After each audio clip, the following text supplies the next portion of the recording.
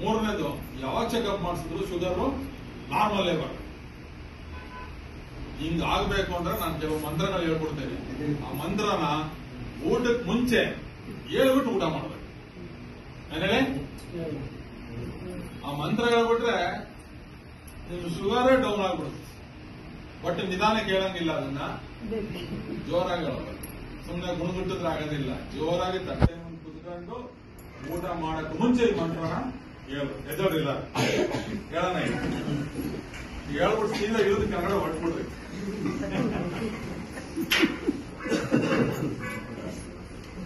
ಬಾಗಲಕೋಟೆ ಎದ್ದಾಳಮ್ಮ ಬ್ಯಾಗಲ್ಲಿ ಇಡ್ರಿ. ಸೊ ನಾನು ಹೇಳ್ತೀನ ಕ್ಲೀನ್ ಮಂತ್ರ ಹೇಳಿ ನಿಮ್ಗೆಲ್ಲರಿಗೂ ಕೂಡ ಶುಗರ್ ಪೂರ್ತಿ ನಾರ್ಮಲ್ ಆಗಿ ನಾನು ಹೇಳ್ದಂಗೆ ಹೇಳ್ಬೇಕು. ಹೇಳ್ತೀರಾ? ಜೋರಾಗಿ ಹೇಳ್ಬೇಕು. ಮೆತ್ತಿಗೆ ಹೇಳಿದ್ರೆ ಆಗೋದಿಲ್ಲ. ಇದು ಮಂತ್ರ ಕೆಲಸ ಮಾಡಲ್ಲ. ನಾನು ಎಲ್ಲಾರು ಹೇಳ್ಬೇಕು. ಒಬ್ಬೊಬ್ರು ಹೇಳಿದ್ರೆ ಆಗಲ್ಲ. ಶುಗರ್ ಇಲ್ದಲ್ಲಿರೋರು ಹೇಳಿದ್ರೆ ಅವ್ರು ಶುಗರ್ ಬರಲ್ಲ. ನನಗೆ ಶುಗರ್ ಕೂಡ ನಾನೇ ಹೇಳಿ. ನಾನು ಇವತ್ತಿಂದ ಕಡಿಮೆ ತಿಂತೀನಿ. ಇದು ಫಸ್ಟ್ ಮಂತ್ರ.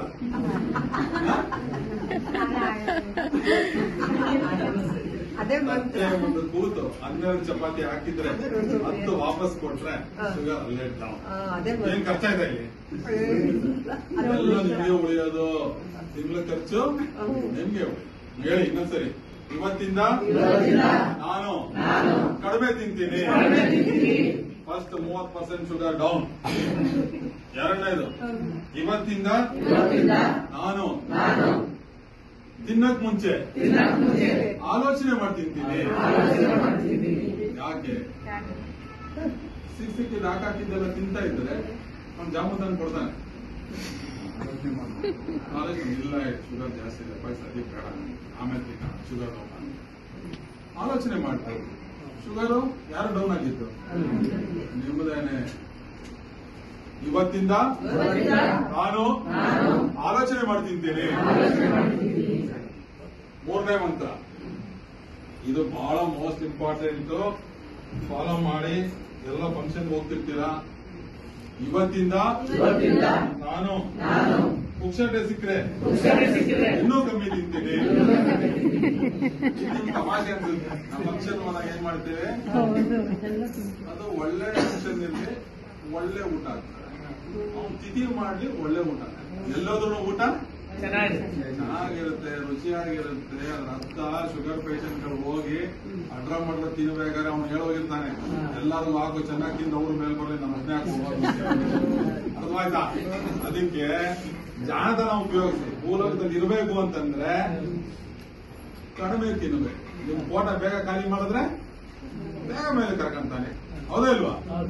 ಸೊ ಇವತ್ತಿಂದ ನಾನು ಪುಕ್ಷಟೆ ಸಿಕ್ಕರೆ ಕಡಿಮೆ ತಿಂತೀನಿ. ಇದು ಈಗ ಹೇಳೋದು ಮೋಸ್ಟ್ ಇಂಪಾರ್ಟೆಂಟ್. ಇದನ್ನ ನಾವು ಯಾರು ಮಾಡೋದಿಲ್ಲ. ನಾನು ಇವತ್ತಿಂದ ತಿಂದಿದ್ದನ್ನ ಕರಗಿಸ್ತೀನಿ. ಕಾರಲ್ಲೋ ಕರಗಿಸಲ್ಲ, ಬೈಕಲ್ಲಿ ಹೋದ್ರೆ ಕರಗಲ್ಲ, ಪೆಟ್ರೋಲ್ ಕರಗುತ್ತೆ, ನಿಮ್ ತೂಕ ಎಮ್ಮೆ ಕೋಣ ಹಸಿಗೆರೆ ಗಣಪತಿ ತರ ಹೊಟ್ಟೆ ಬಂದಿರುತ್ತೆ. ರೋಗ ಬರಬೇಡ ಅಂದ್ರೆ ಯಾಕೆ ಬರಲ್ಲ? ನಾಲ್ಕನೇ ಮಂತ್ರ ಮೋಸ್ಟ್ ಇಂಪಾರ್ಟೆಂಟ್.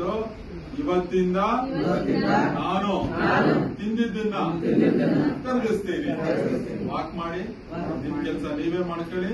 ವಾಷಿಂಗ್ ಮಿಷಿನ್ ಮಾಡೋ ಕೆಲಸ ನೀವೇ ಮಾಡಿ, ಡಿಶ್ ವಾಷರ್ ಮಾಡೋ ಕೆಲಸ ನೀವೇ ಮಾಡಿ. ಶುಗರ್ ಡೌನ್ ಆಗುತ್ತೆ, ಮಾತ್ರೆ ದುಡ್ಡು ಉಳಿಯುತ್ತೆ, ಸಕ್ಕರೆ ಕಾಯಿಲೆಯಿಂದ ಆಗೋ ಅನಾಹುತ ತಪ್ಪುತ್ತೆ, ಆಸ್ಪತ್ರೆಗೆ ಬಂದು ಡಾಕ್ಟರ್ ಕಾಯ ತಪ್ಪುತ್ತೆ, ಡಾಕ್ಟ್ರು ಕೊಡೋ ದುಡ್ಡು ತಪ್ಪುತ್ತೆ, ನಿಮಗೆ ಉಳಿಯುತ್ತೆ. ನಾನು ಈ ಪಾಠ ಹೇಳ್ಕೊಡೋದ್ರಿಂದ ಲಾಸ್ ನನಗೆ. ತಿನ್ರಿ ಬರ್ರಿ ಕಾರಲ್ಲಿ ಮಾಡಿ ಒಳ್ಳೆ ಕೆಲಸ ಮಾಡಿದ್ರೆ ಅಂದ್ರೆ ನನಗೆ ಲಾಭ ಜಾಸ್ತಿ.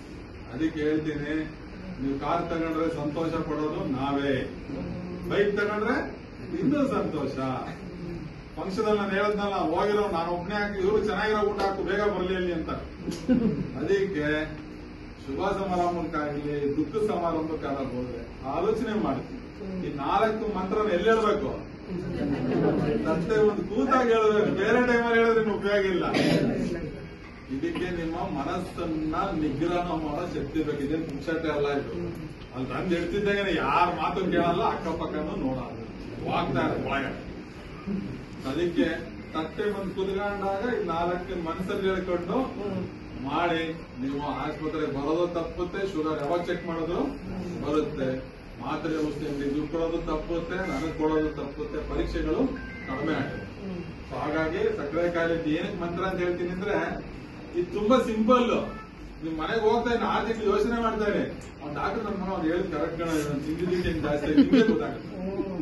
ಸೊ ರಿಸಲ್ಟ್ ತುಂಬಾ ಚೆನ್ನಾಗಿ ಕೊಡುತ್ತೆ. ಹಾಗಾಗಿ ಇದನ್ನ ಪ್ರತಿಯೊಬ್ರು ಇವತ್ತಿಂದಾನೇ ಪರಿಪಾಲನೆ ಮಾಡಬೇಕು. ಬನ್ನಿ ಹೋಗೋಣ.